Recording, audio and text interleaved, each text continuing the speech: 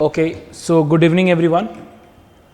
So welcome to the 10th session of the revision series of CA Intercost. हम लोग last class में activity based costing का revision किए थे और आज के क्लास में अपने कॉस्ट अकाउंटिंग सिस्टम हम लोग इसका रिवीजन करने वाले हैं. So without wasting any time, let us just start the revision of cost accounting system.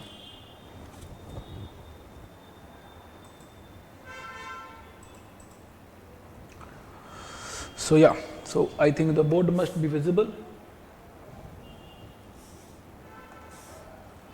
Now cost accounting system, आप लोग जानते हैं cost accounting system जो है उस चैप्टर के अंदर के दो पार्ट है, जिसमें सबसे पहला पार्ट होता है रिकंसिलिएशन. सबसे पहला पार्ट होता है reconciliation of cost and financial accounting. Reconciliation of cost and financial accounting. Reconciliation of cost and financial accounting. जहां तक reconciliation of cost and financial accounting का बात है, रिकंसिलिएशन अकाउंटिंग करने का दो तरीका होता है, ये दो सिस्टम होता है. One is called integral accounting, one is called non integral accounting. Integral accounting का मतलब कि फाइनेंशियल अकाउंटिंग और कॉस्ट अकाउंटिंग दोनों ही एक ही बुक्स ऑफ अकाउंट में हो रहा है. अगर दोनों एक ही बुक्स ऑफ अकाउंट में रहेगा तब तो फाइनेंशियल स्टेटमेंट भी एक ही बनेगा, तब प्रॉफिट भी एक ही होगा. तो यहां बात नहीं हो रहा है, हम लोग यहाँ रिकंसिलिएशन का बात कर रहे हैं. अगर आप नॉन इंटीग्रल सिस्टम फॉलो करते हैं, मतलब फाइनेंशियल अकाउंटिंग के लिए बुक्स अलग है और कॉस्ट अकाउंटिंग के लिए बुक्स अलग है. अगर फाइनेंशियल अकाउंटिंग का बुक्स अलग है तो उसका फाइनेंशियल स्टेटमेंट अलग बनेगा, और कॉस्ट अकाउंटिंग के लिए बुक्स अलग है तब उसका फाइनेंशियल स्टेटमेंट अलग बनेगा. और जो आइटम्स कॉस्ट अकाउंटिंग में आता है कोई जरूरी नहीं है फाइनेंशियल अकाउंटिंग में आता है. इसके कारण क्या होता है, दोनों के प्रॉफिट्स में क्या रहता है, डिफरेंस रहता है. और अल्टीमेटली रिकंसिलिएशन में क्या करना पड़ता है, हम लोग को फाइनेंशियल अकाउंटिंग के सबसे जो प्रॉफिट है और जो कॉस्ट अकाउंटिंग के सबसे प्रॉफिट है, उन दोनों प्रॉफिट्स को रिकंसाइल करना होता है कि उनके बीच में डिफरेंसेस क्यों हैं. एंड दस द टॉपिक रिकंसिलिएशन. जहां तक सम्स का बात है, तुम्हारे सामने तीन तरह के सिचुएशन तुम्हारे सामने आ सकते हैं. तभी मैं बात कर रहा हूं टाइप ऑफ सिचुएशन. तुम्हारे सामने तीन तरह के सिचुएशन आ सकते हैं. सर क्या सिचुएशन आ सकती है तीन तरह का, लिखेंगे. 3 टाइप्स ऑफ सिचुएशन में अराइज. पहला सिचुएशन क्या है, type 1.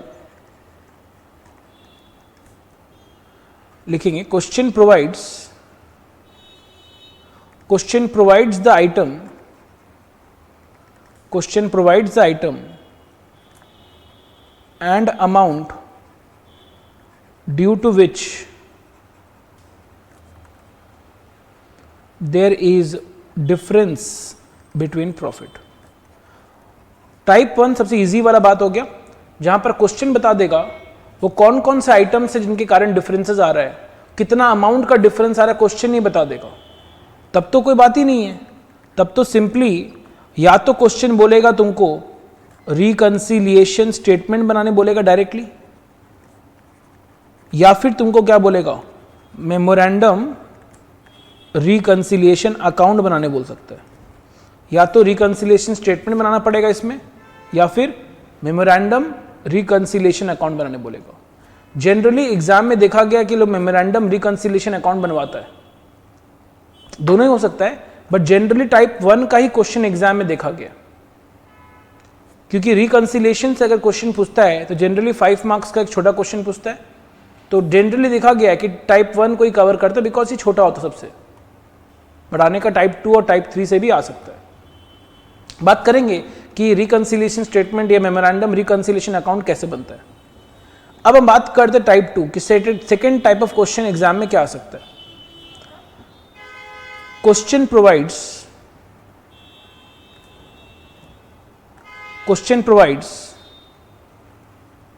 Trading and PL account. तुमको ट्रेडिंग एंड पीएल अकाउंट दिया हुआ रहेगा. Question provides trading and PL account and items creating difference are to be identified.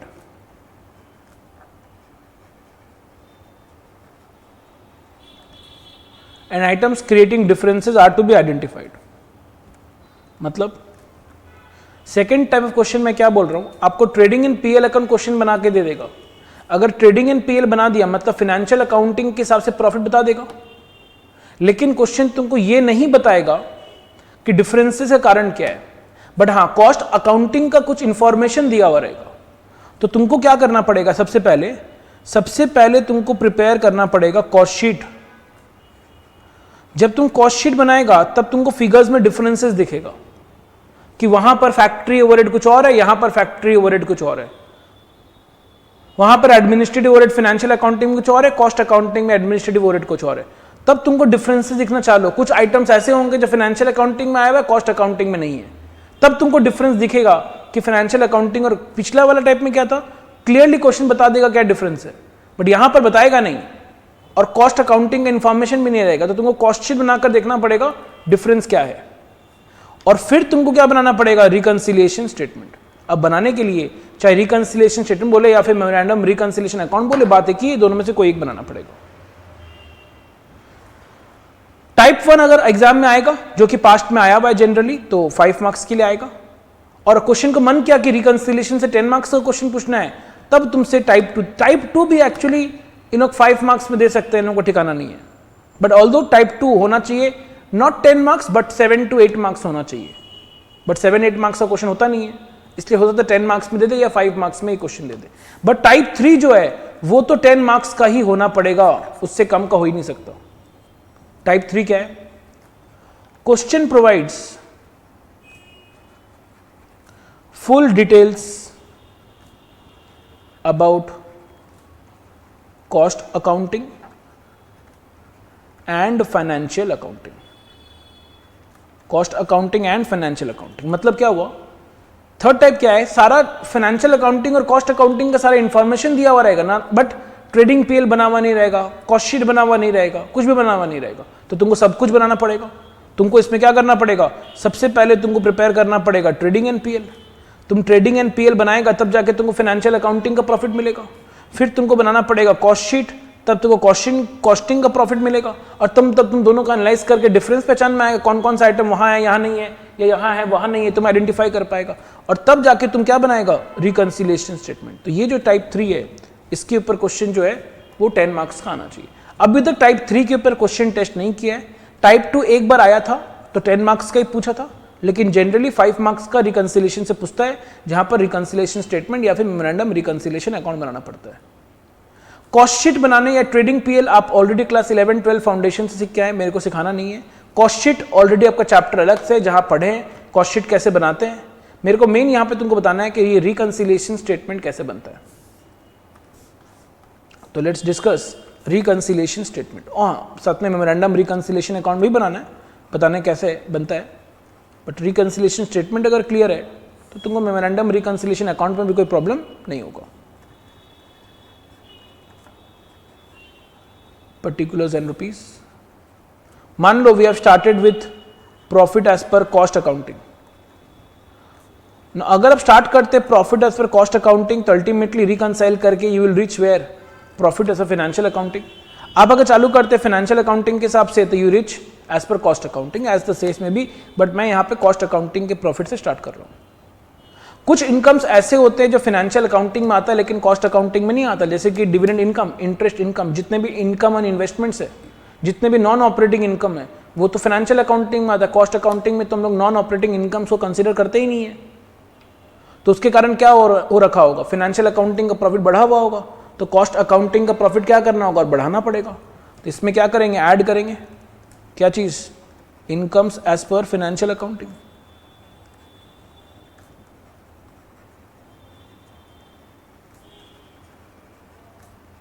Similarly अगर इनकम्स को ऐड करना है तो क्या करेंगे, खर्चे को माइनस करना है, माइनस करेंगे expenses as per financial accounting. कुछ जो जितने भी नॉन ऑपरेटिंग एक्सपेंसेस है वो तो कॉस्ट में आता ही नहीं है, जैसे कि dividend expense, dividend paid, interest paid, जितने भी नॉन ऑपरेटिंग खर्चे हैं वो तो आता ही नहीं है, इंटरेस्ट ऑन डिबेंचर्स वगैरह. तो उसको माइनस करेंगे। अच्छा, कुछ ऐसे एबनॉर्मल प्रॉफिट्स है like profit from sale of machine, profit from sale of furniture, वो सब तो आता ही नहीं है कॉस्ट अकाउंटिंग में। तो जो भी प्रॉफिट्स है as per financial accounting, profits मतलब एबनॉर्मल प्रॉफिट्स का बात हो रहा है एज पर फाइनेंशियल अकाउंटिंग, उनको भी ऐड करना है। जब इनकम ऐड होगा तो प्रॉफिट्स भी तो ऐड होगा। सिमिलरली जब प्रॉफिट्स ऐड कर रहे हैं तो लॉसेस, एबनॉर्मल लॉसेस कुछ अगर है तो वो तो खाली फाइनेंशियल अकाउंटिंग में आता है। तो losses as per financial accounting, उसको क्या करेंगे, माइनस करेंगे। ठीक है। कुछ खर्चे जो खाली मतलब अगर आप कुछ खर्चे का अपोर्शन किया इस पर खाली फाइनेंशियल अकाउंटिंग, तो उनको क्या करना होगा, माइनस करना होगा।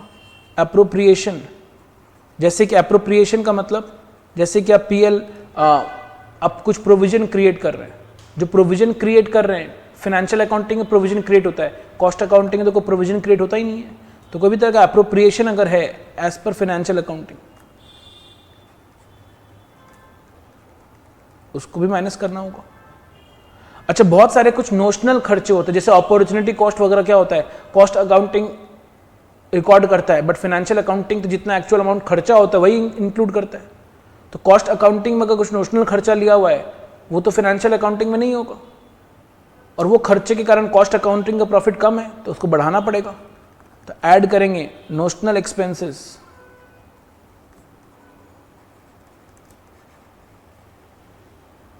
Taken in cost accounting only, taken in cost accounting only. अच्छा, उसके अलावा एज आप जानते हैं कि अच्छा, उसके अलावा आप ये जानते हैं क्या चीज कि ओवरहेड फाइनेंशियल अकाउंटिंग में एक्चुअल में लिया जाता है, बट कॉस्ट अकाउंटिंग में रिकवरी के बेसिस में, तो उसके कारण अंडर एब्जॉर्प्शन या ओवर एब्जॉर्प्शन होगा। अगर कॉस्ट में ओवर एब्जॉर्ब किया हुआ, ज्यादा चार्ज किया हुआ है, तो कॉस्ट अकाउंटिंग का प्रॉफिट कम होगा, बढ़ाना पड़ेगा। और अगर अंडर एब्जॉर्प्शन होगा तो प्रॉफिट कम करना पड़ेगा। ठीक है ना। तो ऐड होगा जब ओवर एब्जॉर्प्शन होगा, over absorption of expenses in cost accounting, वो तब ऐड होगा। और अगर अंडर एब्जॉर्प्शन होगा एक्सपेंसेस इन कॉस्ट अकाउंटिंग, तब क्या करना होगा, माइनस करना होगा। और इसके कारण क्या होगा, इसके कारण क्लोजिंग स्टॉक का वैल्यू में डिफरेंस आएगा। अगर कॉस्ट अकाउंटिंग में आप स्टॉक का वैल्यू कम लेकर रखें तो मतलब कॉस्ट अकाउंटिंग का प्रॉफिट कम है तो बढ़ाना पड़ेगा। तो ऐड करेंगे under valuation of closing stock in cost accounting. और अगर अंडर वैल्यूएशन को हम लोग ऐड कर रहे हैं तो ओवर वैल्यूएशन क्या करेंगे, माइनस करेंगे। तो माइनस होगा over valuation of closing stock in cost accounting. अच्छा, ओपनिंग स्टॉक अगर ज्यादा दिखाया हुआ है कॉस्ट अकाउंटिंग में तो खर्चा ज्यादा दिखाया हुआ है, प्रॉफिट कम है कॉस्ट अकाउंटिंग, तो बढ़ाना पड़ेगा। तो ऐड होगा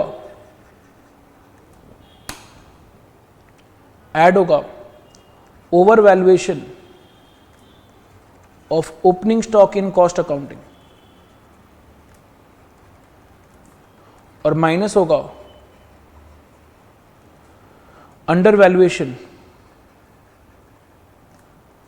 of opening stock in cost accounting.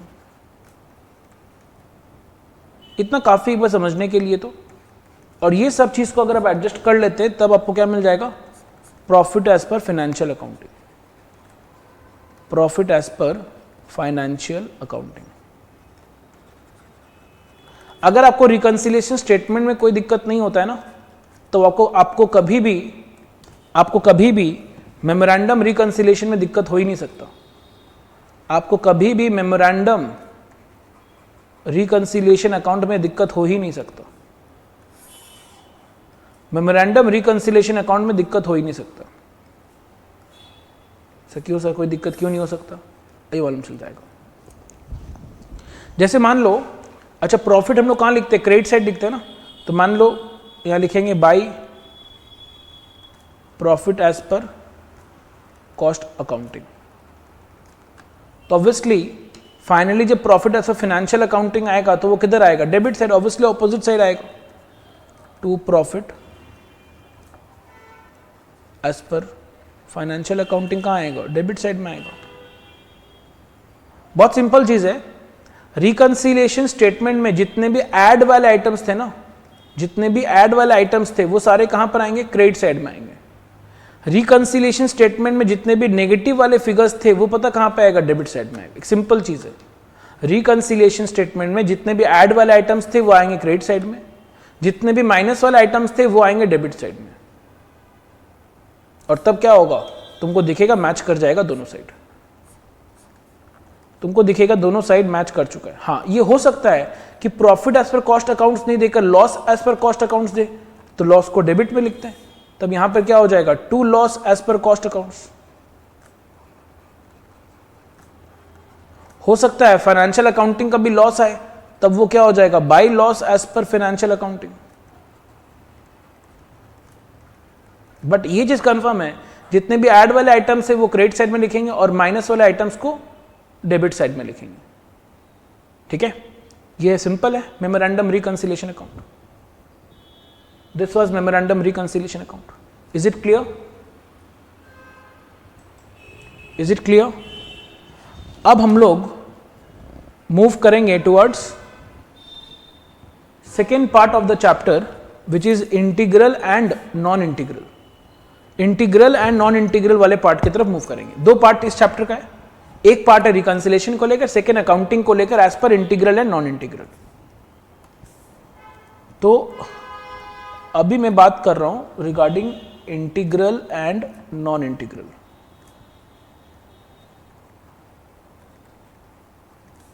देखो, अभी तो ऑब्वियसली हम नॉन इंटीग्रल सिस्टम में अकाउंटिंग कैसे होता है या फिर इंटीग्रल में अकाउंटिंग कैसे होता है, हम लोग को वो समझना है। हम दोनों का बात नहीं कर रहे हैं, बिकॉज इंटीग्रल और नॉन इंटीग्रल में वैसा कोई डिफरेंस है नहीं। जस्ट एक सिंपल डिफरेंस है, एक सिंपल डिफरेंस है किसमें, इंटीग्रल और नॉन इंटीग्रल में। हम तुमसे डिस्कस करेंगे नॉन इंटीग्रल का। और पता है नॉन इंटीग्रल में जहां जहां रियल अकाउंट और पर्सनल अकाउंट आया होगा, बस उसके बदले हम लोग इंटीग्रल में क्या यूज करते हैं, जीएलए या फिर सीएलसी वर्ड यूज करते हैं। क्या बोले हम, नॉन इंटीग्रल का हम डिस्कस करेंगे हम किसका डिस्कस करेंगे, नॉन इंटीग्रल का डिस्कस करेंगे। नॉन इंटीग्रल मतलब जब दोनों अलग अलग है, इंटीग्रल मतलब जब साथ में है। तो नॉन इंटीग्रल में क्या होगा, इंटीग्रल में क्या होता है, वापस रिपीट कर रहे हैं, इंटीग्रल में क्या है, दोनों एक ही बुक्स के अंदर है, तब तो नॉर्मल एंट्री जैसे पास करते हैं वैसे एंट्री पास कर लो। जस्ट नॉन इंटीग्रल में क्या होता है, एज दोनों बुक्स अलग अलग है ना। अच्छा, हम लोग यहां अच्छा इंटीग्रल में तो एक ही बुक्स है, तब तो नॉर्मल एंट्री अब जैसे पास करते वैसे एंट्री पास कर लेना। नॉन इंटीग्रल में फाइनेंशियल अकाउंटिंग अलग है, कॉस्ट अकाउंटिंग अलग है। तो फाइनेंशियल अकाउंटिंग के बुक्स में रिकॉर्ड कैसे होता है वो तुम ऑलरेडी बचपन से पढ़ते हुए आ रहा है, क्लास 11-12 से। हम लोग को नॉन इंटीग्रल किसका बात करना है, कॉस्ट अकाउंटिंग के बुक्स में रिकॉर्ड कैसे होता है। तो हम सिर्फ नॉन इंटीग्रल कॉस्ट अकाउंटिंग के बुक्स में कैसे रिकॉर्ड होता है वो डिस्कस करेंगे। यहां पर जस्ट क्या होगा, जैसे नॉर्मल एंट्री जो होता है उसमें क्या होगा, जहां जहां रियल अकाउंट या पर्सनल अकाउंट आएगा हम लोग उसके बदले यहां पर GLA, general ledger adjustment account word use करेंगे, या फिर cost ledger control account, GLA और सीएलसी दो वर्ड यूज करने वाले हैं। तो हम लोग डिस्कस करेंगे नॉन इंटीग्रल के लिए। इंटीग्रल में वो जीएलए और सीएलसी हट जाएगा और उसके बदले क्या आ जाएगा, जो रियल अकाउंट या जो भी पर्सनल अकाउंट था वो एग्जैक्टली वो नाम आ जाएगा। ठीक है, चलो तो जर्नल हमें डिस्कस करना है। हम लोग डिस्कस किसके हिसाब से कर रहे हैं, नॉन इंटीग्रल के हिसाब से कर रहे हैं।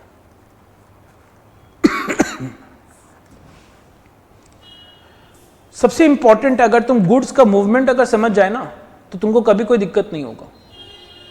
सबसे पहले मटेरियल का बात करते हैं, गुड्स का मूवमेंट का ज्यादा बात करते हैं। गुड्स सबसे पहले कहां पे आता है, स्टोर में आता है। स्टोर से जब भी आपको कंजम्पशन करना है आप उसको भेजते हैं फैक्ट्री में। फैक्ट्री में जैसे ही उसका प्रोडक्शन हो जाता है वो जाता है वेयर हाउस में, और जब सेल करना होता है वो जाता है शोरूम में। अगर ये स्ट्रक्चर आपको ध्यान रहेगा आपको कभी कोई दिक्कत नहीं होगा। स्टोर को हम लोग यहां बोलते हैं स्टोर लेजर कंट्रोल, फैक्ट्री को हम लोग यहां बोलते हैं WIP ledger control, warehouse को यहां बोलते हैं फिनिश्ड गुड्स कंट्रोल, और शोरूम को यहां पर हम लोग बोलते हैं cost of sales. Simple as that. सबसे पहला बात तो क्या होगा सर, स्टोर में सबसे पहले हम रॉ मटेरियल परचेज करेंगे। सबसे पहले हम बात किसका कर रहे हैं, मटेरियल का।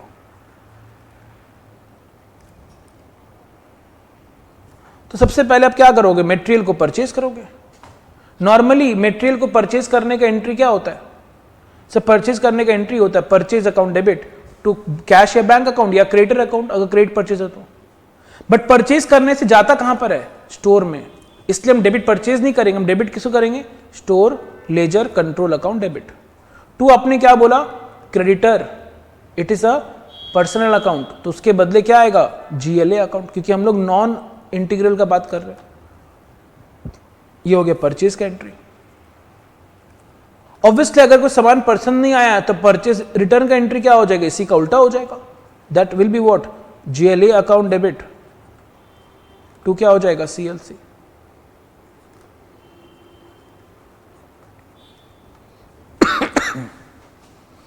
अच्छा, खर्चा जो है, कॉस्ट का अगर बात करें, 3 तरह का खर्चा ही होता है सर। एक मेटेरियल खर्चा होता है, एक लेबर का खर्चा होता है, और एक एक्सपेंस का खर्चा होता है। सिमिलरली लेबर को आप जो पेमेंट करते हो, पेमेंट करने का एंट्री क्या होता है, wages account debit to bank, wages to bank. Wages क्या है सर, खर्चा है। हम लोग क्या वेजेस वर्ड नहीं लिखते, हम लोग क्या लिखते हैं, वेजेस कंट्रोल लिख देते हैं, wages control account debit to GLA account, payment करने का। क्योंकि बैंक क्या है, रियल अकाउंट या पर्सनल अकाउंट, तुम जो बोलता है, दोनों के बदले GLA लिख दिए। सिमिलरली कोई एक्सपेंस का पेमेंट आप कर रहे हो, कोई एक्सपेंस का पेमेंट कर रहे हो, तो एक्सपेंस का पेमेंट है, तब एंट्री क्या करोगे, एक्सपेंसेस अकाउंट डेबिट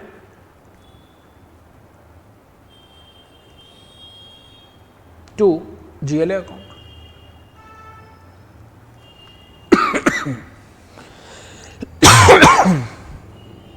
अब हो सकता है, अब मटेरियल का बात करें दोबारा से, कुछ मटेरियल पड़े पड़े खराब हो गया और वो नॉर्मल लॉस है ना। नॉर्मल लॉस आप जानते हैं, 2 ट्रीटमेंट होता है, या तो कॉस्ट पर यूनिट को बढ़ा दो, या तो कॉस्ट पर यूनिट को बढ़ा दो, या फिर फैक्ट्री ओवरहेड में चार्ज कर लो। आप लोग जानते होंगे ये बात। इस चैप्टर में हम लोग कॉस्ट पर यूनिट को बढ़ा दो वो वाला बात नहीं बोलते, हम लोग फैक्ट्री ओवरहेड में चार्ज कर देते हैं। तो कोई भी नॉर्मल लॉस हुआ है तो स्टोर से कम कर दो आइटम को, तो क्या होगा, to store ledger control account, और इसको ट्रांसफर कहां कर दो, ओवरहेड में, मतलब production overhead control account debit. ये क्या चीज के लिए हुआ, नॉर्मल लॉस। हाँ, अगर कोई एबनॉर्मल लॉस है, चोरी हो गया, आग लग गया, अगर एबनॉर्मल लॉस है वो तो डायरेक्टली कॉस्टिंग PL में जाता है, तब एंट्री क्या हो जाएगा, costing PL account debit to store ledger control account. This is for abnormal loss. लेकिन अल्टीमेटली रॉ मटेरियल स्टोर से कहां जाएगा, फैक्ट्री में जाएगा। तो अब हम बात कर रहे हैं किसका, मटेरियल 2 तरह का होता है, one is direct material, one is indirect material.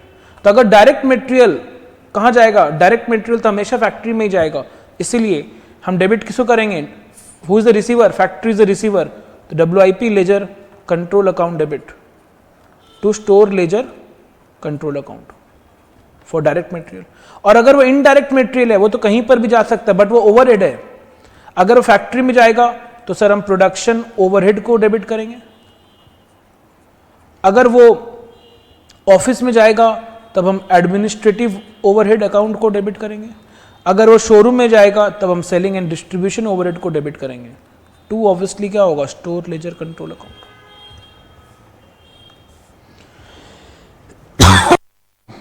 Similarly wages का बात करते हैं। वेजेस 2 तरह के लेबर होते हैं, एक डायरेक्ट लेबर और इनडायरेक्ट लेबर। डायरेक्ट लेबर तो हमेशा ही कहां काम करते हैं, फैक्ट्री में काम करते हैं, तो वो डायरेक्टली कहां चल जाएगा, WIP लेजर में। तो WIP ledger control account debit to wages control account.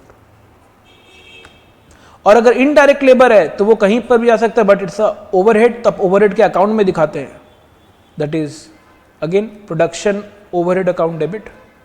अगर ऑफिस में जा रहा है तो एडमिन ओवरहेड अकाउंट डेबिट, और शोरूम में जा रहा है तो selling and distribution overhead account debit. To क्या होगा, वेजेस कंट्रोल अकाउंट।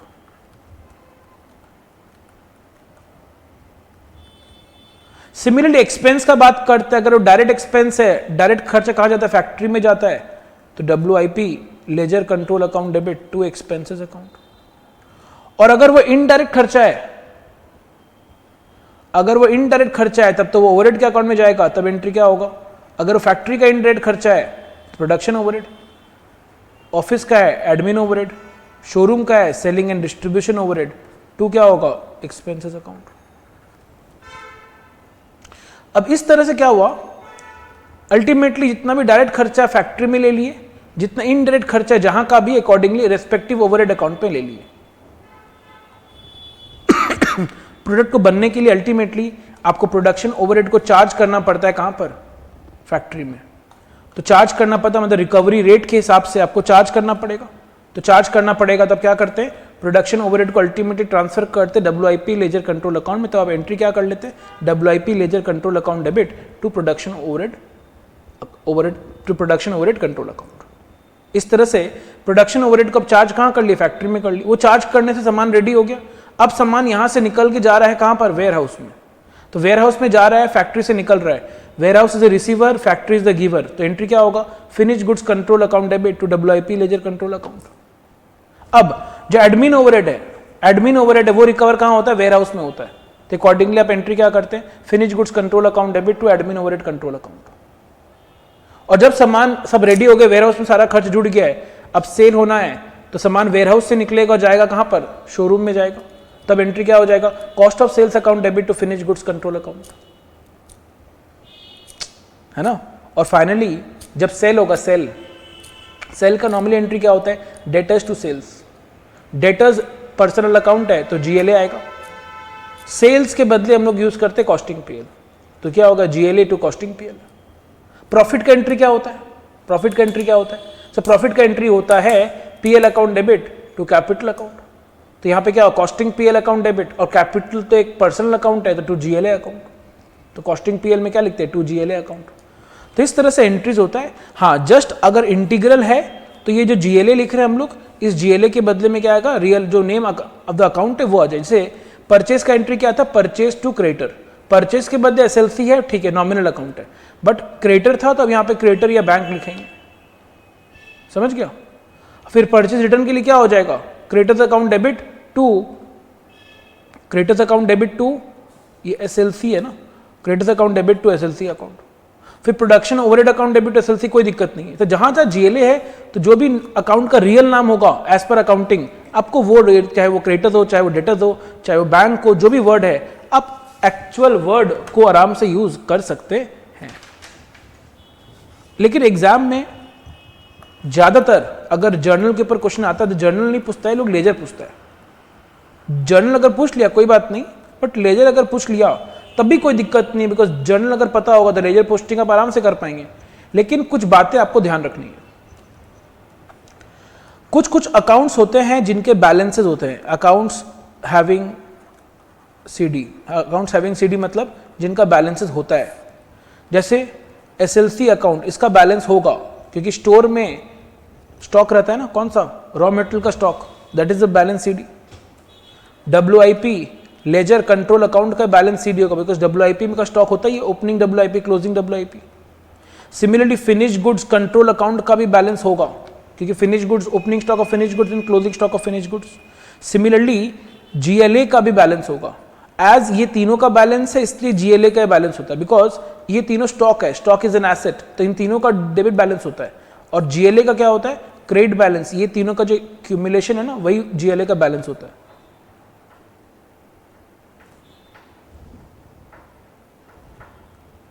लेकिन कुछ अकाउंट्स ऐसे हैं जिनके बैलेंसेस नहीं होते। अकाउंट्स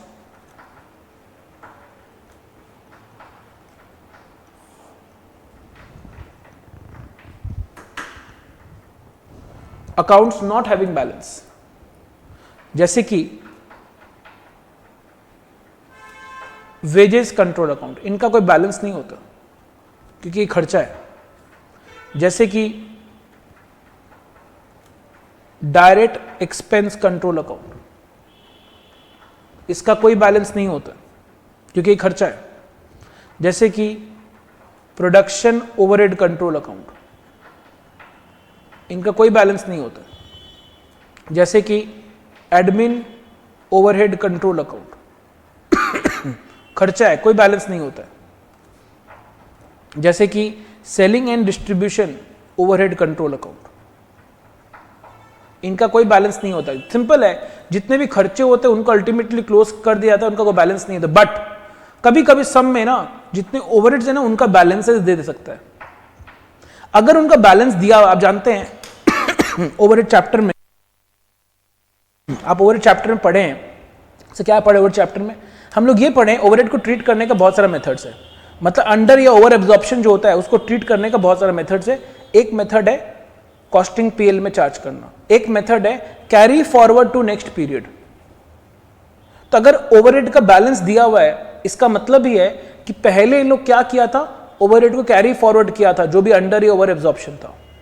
तो तुमको भी क्या करना है, तुमको भी कैरी फॉरवर्ड करना है, तुमको कॉस्टिंग पीएल में चार्ज नहीं करना। अगर इनका बैलेंस नहीं दिया हुआ है तो तुम कॉस्टिंग पीएल में अंडर या ओवर एब्जॉर्प्शन को चार्ज करो, लेकिन अगर इनका बैलेंस दिया हुआ है तो समझ जाना तुमको भी कैरी फॉरवर्ड करना है। इसका मतलब तुमको भी कॉस्टिंग पीएल में अंडर या ओवर एब्जॉर्प्शन को नहीं दिखाना है, तुमको उसका बैलेंस ही शो करना है। तो इसके लिए एक बात लिख के रखेंगे, ये इंपॉर्टेंट है, ये इंपॉर्टेंट है, इसके लिए बात लिखना है। However, if the question provides opening trial balance